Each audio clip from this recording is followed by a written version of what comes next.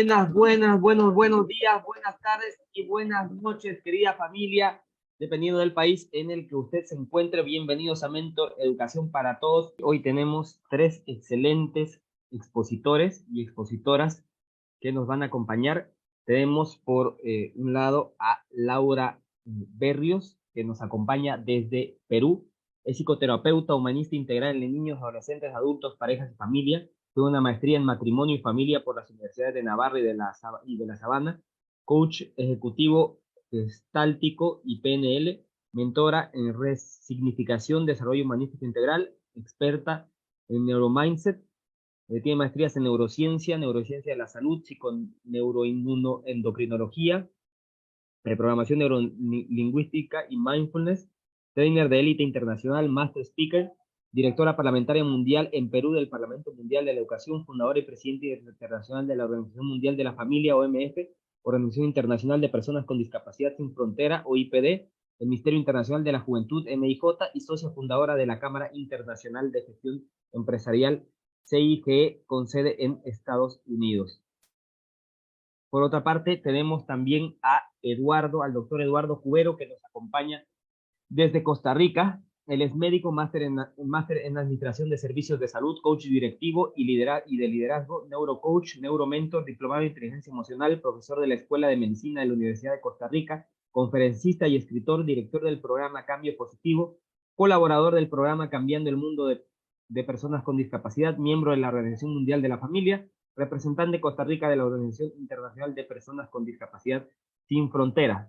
Y asimismo tenemos también a la doctora Gisela Eusebio, que nos acompaña desde República Dominicana. Es emprendedora, psicóloga, coach transformacional, consultora internacional, presidente de la Fundación Gisela Eusebio Life Transformer, miembro y representante de la Organización Internacional de Personas con Discapacidad Sin Fronteras, madre de 2 hijas, sufrió parálisis infantil a 1 año y medio, usa aparato ortopédico, su madre la consideró como una niña normal.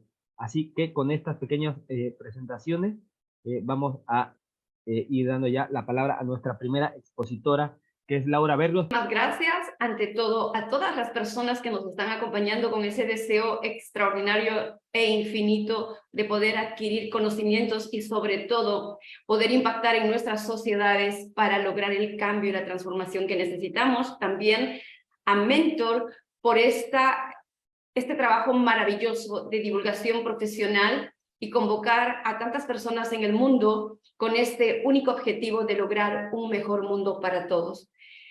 Particularmente me siento muy honrada de participar en este momento y compartir conocimiento para mejorar este mundo maravilloso, que definitivamente es una gran responsabilidad para cada uno de nosotros. Y asumiendo esta gran responsabilidad, quiero dar inicio a mi participación. El tema que particularmente en este momento me convoca es la familia y la comorbilidad en la no aceptación. Vamos a dar inicio entendiendo que la familia es la base de la salud mental y emocional y es la célula de todas las sociedades en el mundo. Estas familias, las familias dentro de su constructo importante. Y es fundamental entender de que en estas familias se apertura vida a la vida. Y en honor a ello, quiero compartir este pequeño videíto para concienciar qué es vida a la vida.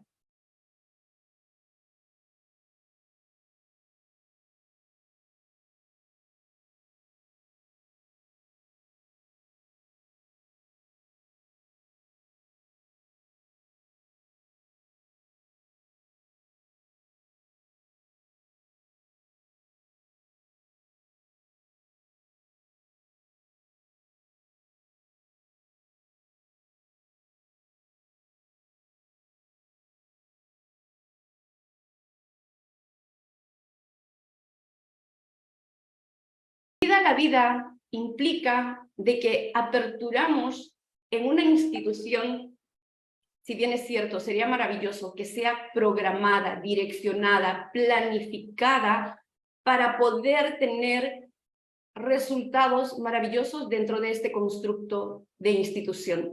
Pero ¿qué está pasando en nuestras sociedades? reflejo de las familias o de esta institución, no está siendo planificada, no está siendo realmente concienciada dentro de la importancia que implica traer a una criatura al mundo. ¿Y cuál es el resultado de ello? De que la ignorancia, la no preparación para esta responsabilidad tan grande que invita al desarrollo de recursos de acompañamiento a estas criaturas que vienen al mundo, hace de que la no preparación edifique de manera negativa circunstancias no queridas, no deseadas. Cuando hay embarazos no deseados, la persona, la mujer, la jovencita, lleva de manera irresponsable este embarazo, quizás se alimenta de manera negativa, tiene todo un conflicto estresante en su entorno y no acude a las sesiones que periódicamente tendrían que tener una direccionalidad de control de esa situación de crecimiento de esta criatura, de esta situación de embarazo, de este origen de vida en su proceso de crecimiento. Y como resultado, nacen niños con discapacidad. Uno de los motivos más importantes que predomina porque hay niños con discapacidad en la vida, porque nacen, es por no haber tenido el seguimiento médico y quizás el cordón umbilical se enredó en el cuellito de la criatura o hubieron contracciones inadecuadas por la naturaleza de la mujer y cada contracción implicaba menos oxígeno en el líquido amniótico o cualquier otra situación que me estaría yendo por otros lados. En este momento no vamos a profundizar en ello, pero es una de las causas de la discapacidad. Otra de las causas de la discapacidad también es la negligencia médica. El no tener un control específico y ver las alternativas de esta asistencia de salud en este proceso. Es fundamental tomar en cuenta este inicio de la vida. Y a su vez, perdone. Ok. ¿Qué más conlleva una criatura que viene al mundo? Conlleva que tiene una herencia genética. Y esta herencia genética es parte de la vulnerabilización del ser humano por la herencia que tiene dentro de los genes. Y a su vez, esta herencia genética puede ser positiva o negativa, que cuando la madre está dentro del proceso de gestación y atraviesa momentos de estrés porque no planeó el embarazo, porque tiene conflictos emocionales, porque está en un entorno insaludable o porque vive más preocupada que realmente atravesando este proceso con gozo, con bendición, por circunstancias de la vida, sucede que el estrés gestacional está relacionado a las embriopatías y fenopatías, abortos espontáneos, preeclampsia, diabetes gestacional, parto prematuro y bajo de peso al nacer, de principio. ¿Pero qué más hay? En este estrés gestacional, enfermedades que se manifiestan en la niñez y se prolongan en la adultez como déficit de atención, ansiedad, depresión, gastrointestinales, diabetes, asma, alergias, problemas cardiovasculares, problemas de inmunodeficiencias y muchísimo más, solo por empezar el tema de tomar conciencia de que en el proceso de gestación se da el origen de la vulnerabilización de que la persona, ese niño, tenga muchos lineamientos psicopatológicos, psiquiátricos, psicológicos y fisiológicos. Y si este gen, dentro de este proceso de estrés, ocurre algo denominado epigenética. Y esta epigenética hace de que si hubo una herencia ya predispuesta de anteriores generaciones para una psicopatología específica o una discapacidad específica, cuando es negativo con todo lo que les acabo de compartir, se va a pronunciar muchísimo más, y cuando el niño nazca, por ejemplo, si es una línea diagnóstica de TEA, se va a ser mucho más fuerte, con más manifestaciones conductuales de desconexión y todo lo que ya conocemos en este lineamiento diagnóstico, o cualquier otro. Predisposición también a que en algún momento de su vida e incluso pueda sufrir esquizofrenia y muchísimo más. Aquí voy a compartir eso. Acontecimientos vitales y el estrés materno en la gestación influyen en la regulación de la expresión de los genes de la descendencia a través de las señales químicas con el ADN y los histonas. No se compliquen por las terminologías, porque de manera simple también se los estoy comunicando. Predisponen a la vulnerabilidad, al estrés y enfermedades en la niñez y en la vida adulta. Los datos epidemiológicos, el ambiente fetal adverso, se encuentran relacionados al incremento en el riesgo del trastorno de la salud en adultos, pero no solamente en el tema de adultos, porque nuestros niños también tienen manifestaciones en su salud fisiológica, psicológica, problemas cardiovasculares, metabólicos, neuroendocrinos, neurológicos, psiquiátricos y psicológicos. Veamos desde el origen cómo es que todo esto surge a través del estrés en los momentos de gestacionales de la madre. Esto hace tomar conciencia para que cuando un niño venga a la vida sea planificado, y si la mamá en este momento está esperando un hijo, pues tenga esta conciencia importante de que todo su ámbito y su desarrollo emocional está repercutiendo de manera epigenéticamente desfavorable, afianzando cualquier proceso no saludable para que el ser humano sea vulnerable en la vida. Y a su vez, esta epigenética también cambia de manera favorable cuando ese entorno de gestación es emocionalmente saludable, es vivido con ilusión, con tranquilidad. Cualquier genética heredada, esta epigenética va a intervenir para que no se manifieste, y si se da, sea leve o simplemente se neutralice, ¿ok? Y cuando el niño nace en un entorno conflictivo, se afianza todo lo que acabo de compartirles. Entonces, si nosotros pretendemos intervenir en nuestros hijos que ya tengan alguna línea diagnóstica o comportamientos de discapacidad y tienen un entorno desagradable, hay mucha lucha en la aceptación, hay mucha incoherencia familiar, está peligrando su inteligencia, el desarrollo de sus capacidades, la efectividad de la psicoterapia o de los psicofármacos, o estamos también afectando a los otros miembros del hogar, a los otros hijos, y obviamente todo esto se está manifestando en los padres. De aquí que viene la denominación, la comorbilidad en la familia. Vamos a definir literalmente qué es comorbilidad para poder alinearnos dentro de lo que les quiero compartir.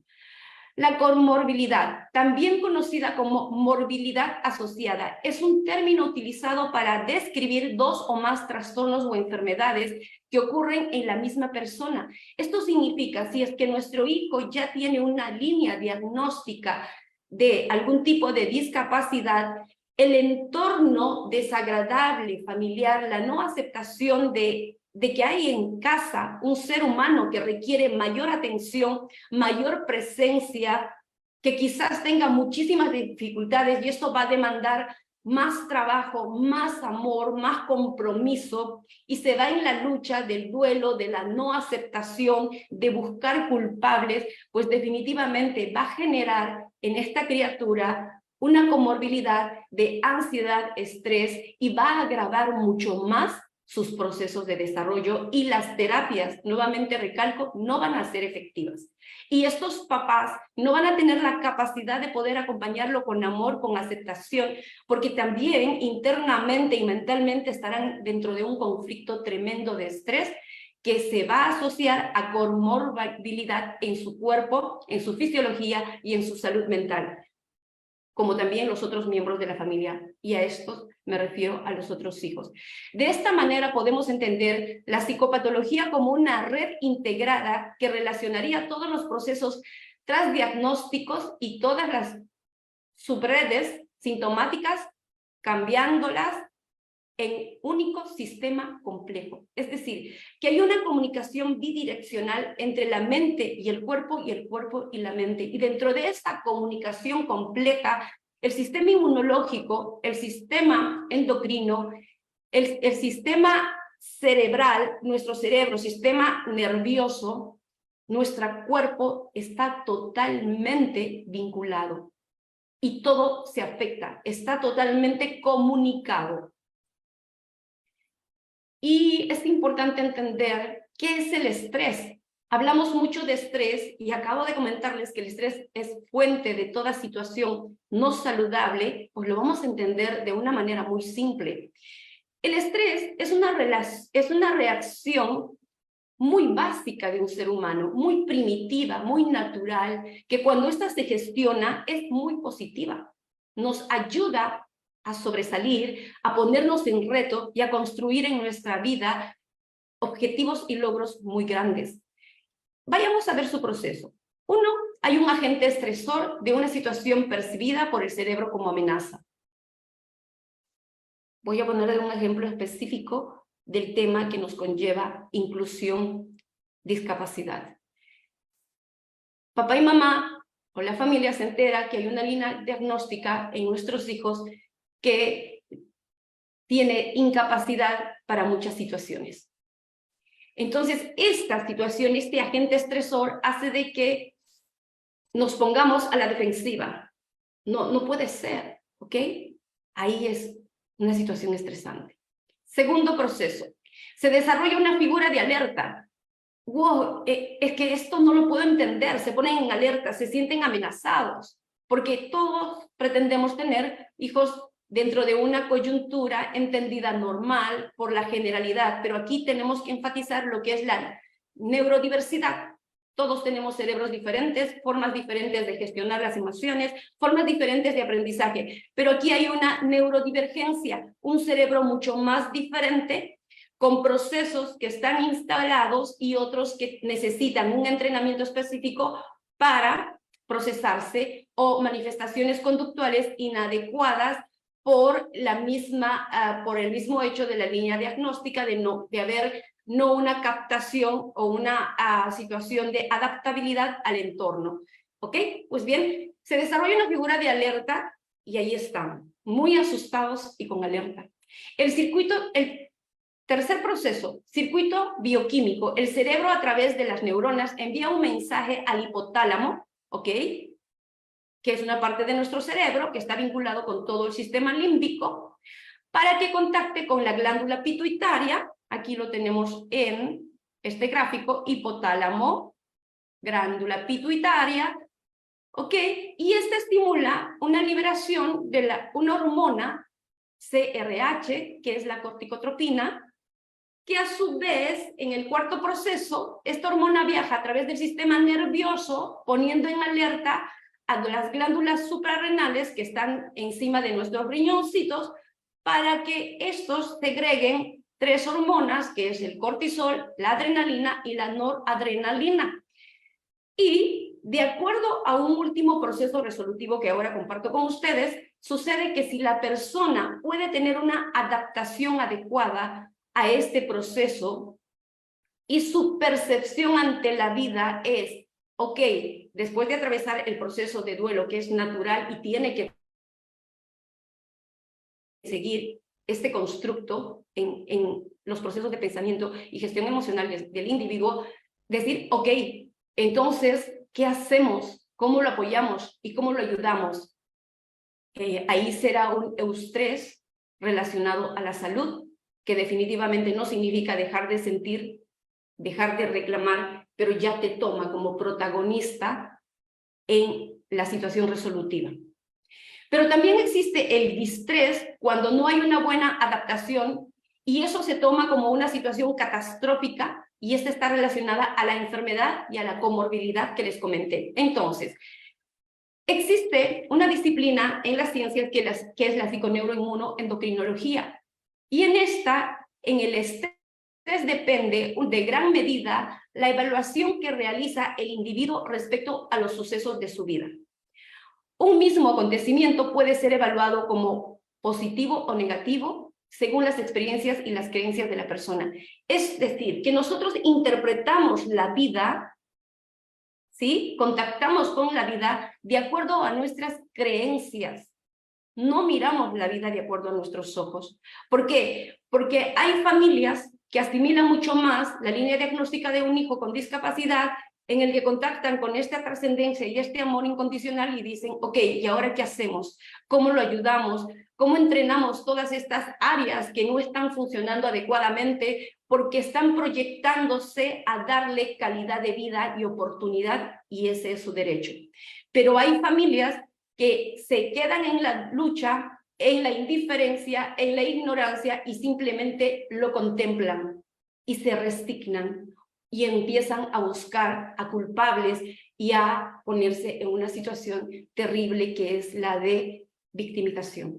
Y es ahí donde se originan todos estos aspectos comórbidos de no salud mental, ansiedad, depresión y todos los aspectos fisiológicos que les voy a compartir. Pues bien, la corteza prefrontal tiene ricas conexiones en multidirecciones, tanto con la amígdala, que es el proceso de experiencias y netamente la parte emocional del ser humano, como con el hipocampo, que también está regulando todas estas experiencias y se consolidan ahí todas las emociones, los recuerdos, la memoria, y en una última instancia, la evaluación corticoidal a los sucesos de la vida. O sea, este proceso neocórtico inteligente que me va a dar una resolución y decir, ok, ¿qué tenemos que hacer ahora?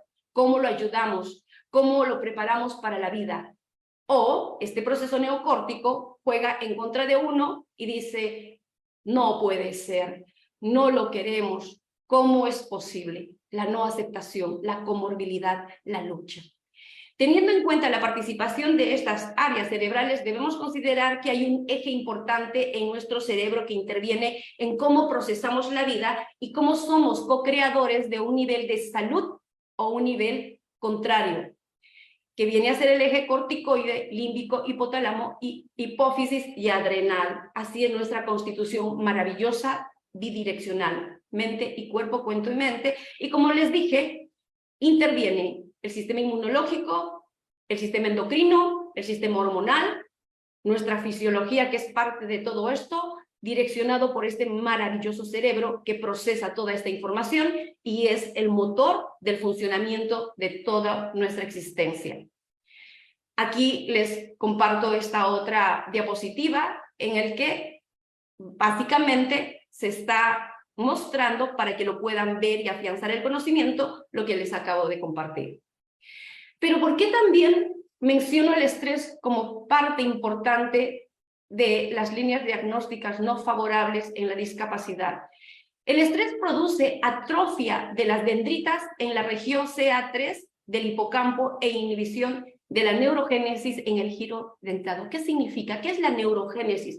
La neurogénesis es uno de los aportes de la neurociencia que indica de que hay renovación neuronal en el cerebro, en el área hipocampo y bulbo olfatorio, que está justamente en esta parte dentada del TG, que hay una renovación y nacimiento de nuevas neuronas, de células madres. Y esto implica de que si hay un entorno saludable de aceptación, se toman los recursos necesarios para apoyar a esta criatura con todos los procesos de psicoterapia, psiquiátricos, lo que sea necesario.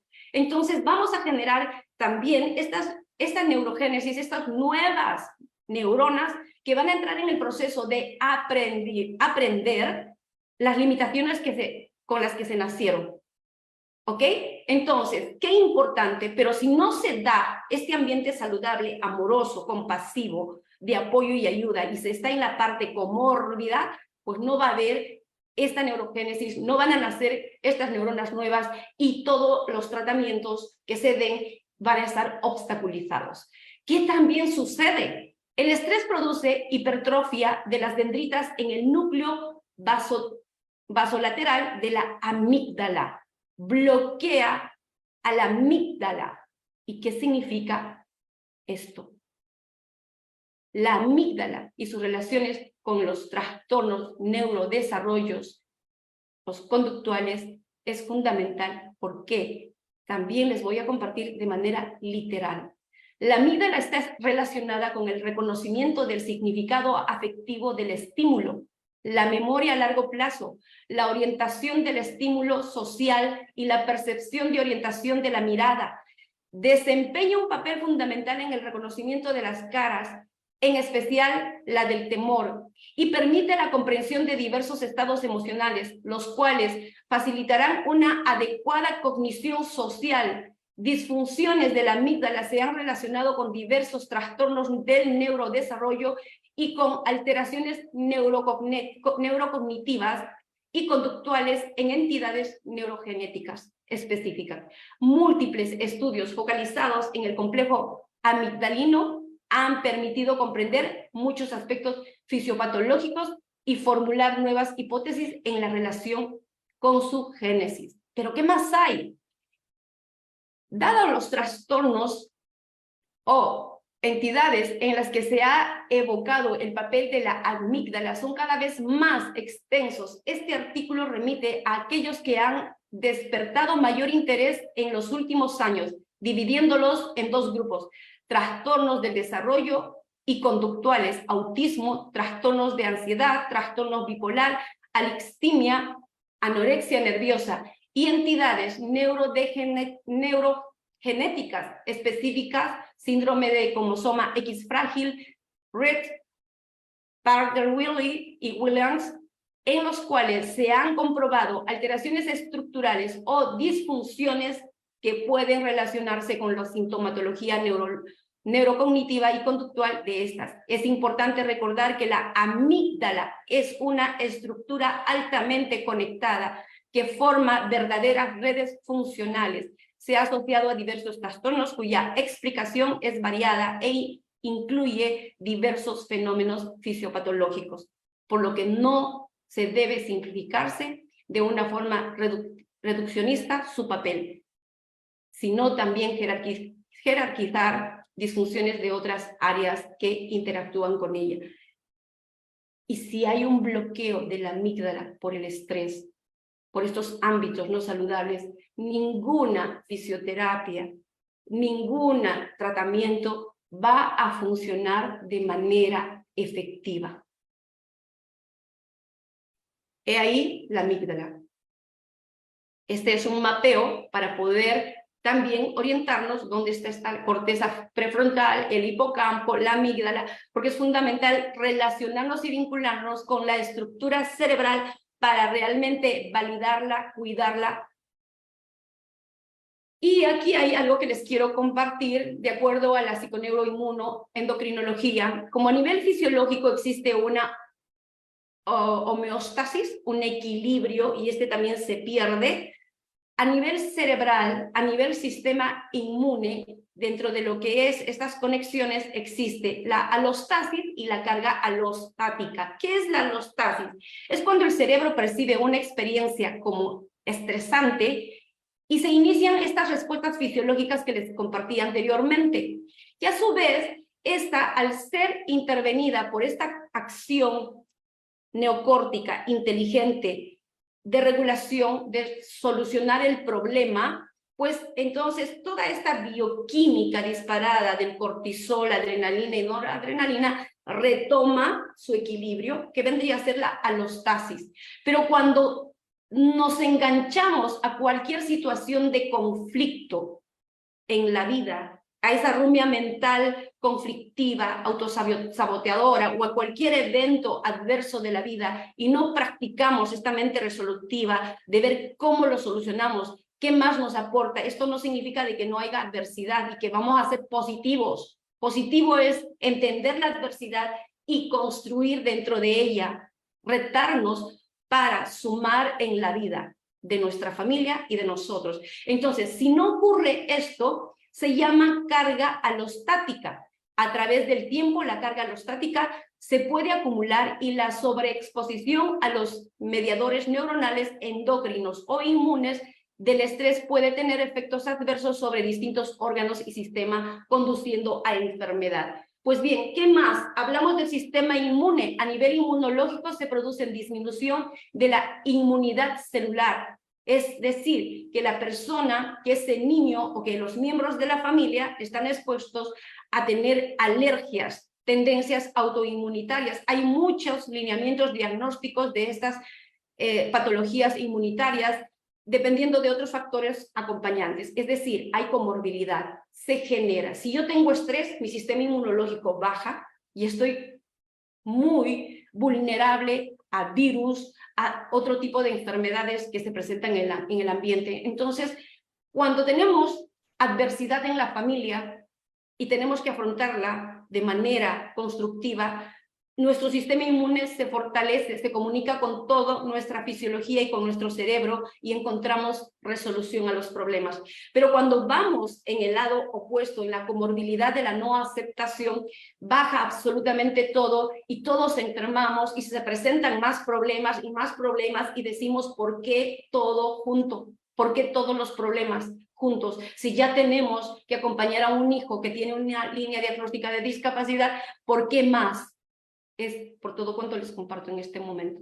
Pues bien, este estrés, esta lucha, a nivel psicológico se produce ansiedad y depresión, no solamente de manera comórbida en nuestro niño que tiene una línea diagnóstica de discapacidad, sino también en los miembros de la familia. A nivel metabólico se produce hiperglucemia, resistencia a la insulina, alteraciones en el metabolismo de lípidos y proteínas. Estamos hablando ya de la afectación fisiológica sintomatológica. A nivel cardiovascular se produce hipertensión arterial, enfermedades coronarias, arteriosclerosis, hipertrofia ventricular y muchísimo más. El 97%, incluido el cáncer de las enfermedades, se originan en el estrés, en esta carga alostática. Pues bien, si nosotros entramos en un proceso de aceptación y de construcción, esta neuroplasticidad maravillosa de psicoterapia, de aprendizaje, de retroalimentación, va a hacer mejor conectividad en el cerebro de nuestros hijos y dentro del proceso de aprendizaje, y en nuestro hijo con discapacidad, van a haber conexiones más funcionales para superar las dificultades, para que haya una adaptabilidad en el entorno dependiendo de la dificultad, ¿ok?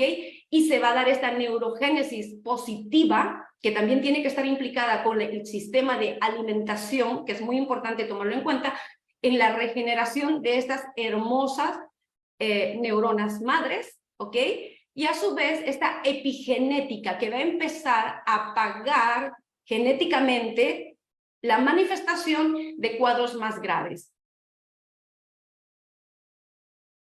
Los pilares de un ser humano tienen que ser amor, compasión, gratitud y perdón, porque te van a aperturar a un mundo de infinitas posibilidades. Las limitaciones son mentales y este amor incondicional hacia tu hijo para acompañarlo en sus procesos, en sus dificultades, y a tu familia, y entender compasivamente el dolor del otro para que te movilice a ayudar, a aportar, a comprender, a tener paciencia. Y esta gratitud infinita, porque las cosas no son en vanas, tienen un sentido supremo mayor, para que encuentres esa bendición en tu vida y saques lo mejor de ti. Y el perdón, porque somos seres humanos y nos equivocamos, pero aquí y ahora será el mejor momento para cambiar de actitud y reconectar con nuestra potencialidad humana divina. Pues esto va a generar una neuroplasticidad, una superación de cualquier discapacidad en el ser humano, sobre todo que comprenda sea fisiológica. El cerebro es extraordinario. Si hay una discapacidad fisiológica, esta conecta en alguna otra parte del cerebro, dándole esa función, y la fisioterapia, y todo lo que sea necesario, psicoterapia, va a funcionar mucho mejor. Y, obviamente, el entrenamiento, la aplicación, no solamente desde los ámbitos profesionales, sino también aprender todas estas técnicas importantes y apoyarlo desde el hogar, va a generar mejores hijos, mejores padres, y se van a lograr desarrollar todas las funciones ejecutivas. Quizás no al 100%, pero pretendamos un 80% para preparar a ese ser humano para la vida, porque tiene iguales derechos y oportunidades. Cuanto más antes sea esta aceptación y esta intervención, serán mejores las oportunidades y el derecho de tener una vida plena independientemente de la realidad. Les comparto este otro pequeño video. Cuán importante en el tiempo es fundamental entrar en el amor, en la compasión, en el perdón, aquí estamos, y en la gratitud.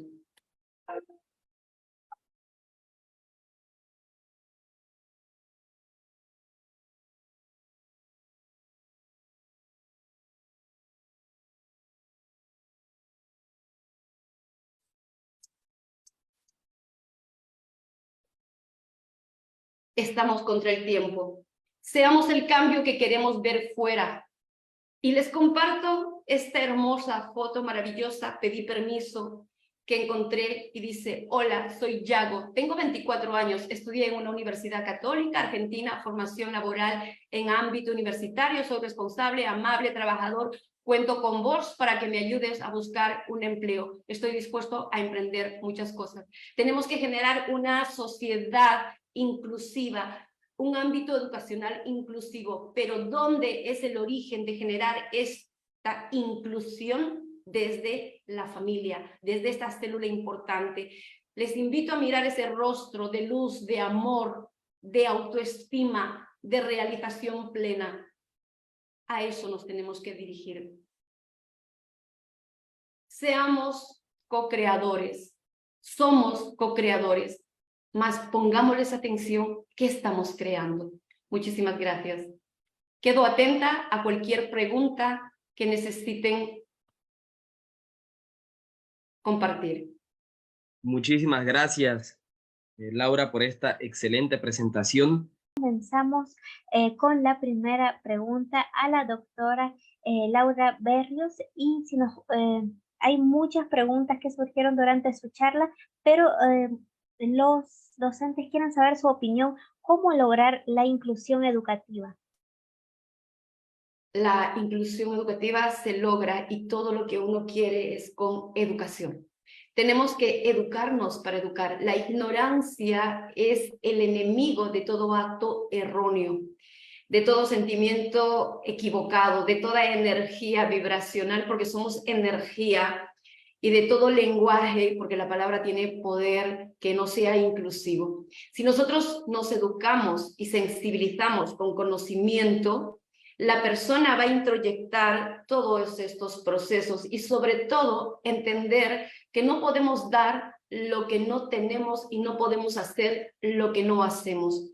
Y es fundamental la reconciliación con uno mismo para liberarnos de cargas emocionales o heridas emocionales antiguas, lamentablemente hechas a través de un círculo vicioso, de un bucle. Recibimos de nuestros padres con amor, un amor obviamente no asertivo, lo que pudieron darnos y lo que supieron hacer. Entrar en este proceso de reconciliación para estar ligeritos emocionalmente y poder aperturarnos a otros conocimientos, ya que hay un gran problema que se está enfrentando a nivel mundial y a nivel profesional. Muchos se especializan en aspectos fundamentales del ser humano, por ejemplo, inteligencia emocional. Teóricamente la dominan y la pueden exponer, pero aplicarlas en su vida les es realmente imposible, porque dentro hay conflictos emocionales que no les permite realmente gestionarse a sí mismos bien. Entonces, la comunicación, el lenguaje es fundamental, tu comunicación contigo, cuán afectuoso, amoroso eres contigo para poder brindar todo esto al exterior.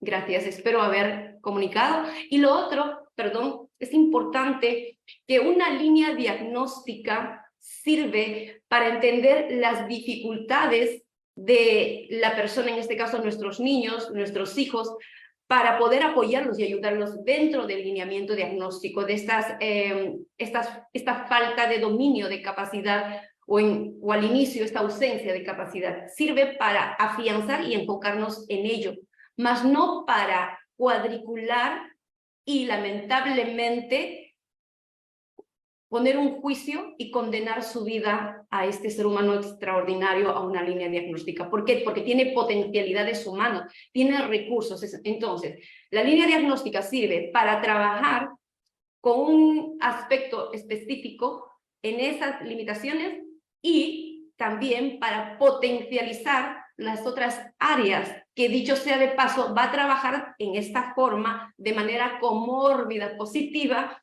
ayudando a superar las limitaciones con mayor facilidad, potenciando toda su creatividad, todos sus talentos para lograr hacer de nuestros hijos y nuestros alumnos personas con muchísimo talento. Muchísimas gracias. Muchísimas gracias, doctora.